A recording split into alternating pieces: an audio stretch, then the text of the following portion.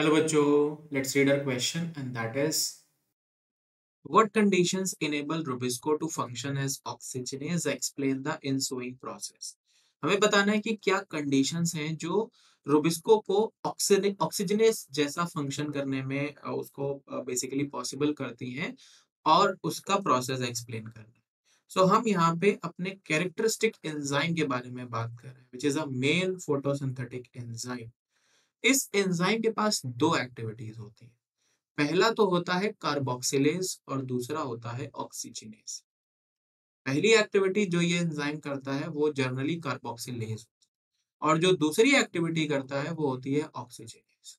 अब ये कैसे डिसाइड होता है कि ये कब कौन सी एक्टिविटी करेगा? तो ये टोटली डिपेंड होता है CO2 और ऑक्सीजन के कॉन्सेंट्रेशन पे। If there is high concentration of carbon dioxide in atmosphere तो ये शो करेगा कार्बोक्सिलेज एक्टिविटी। और अगर ऑक्सीजनेस एक्टिविटी की बात करेंगे so definitely there will be the high concentration of oxygen in the atmosphere, जिसकी वजह से ये कैसी एक्टिविटी शो करता है? ऑक्सीजनेस एक्टिविटी शो करता है। सो होता क्या है in the case of oxygenase?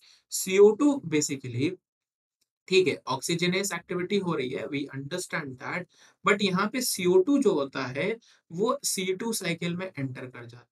CO2 enters in C2 cycle, जो कि अल्टीमेटली क्या करता है? फोटो रेस्पिरेशन कॉज करने लगता है।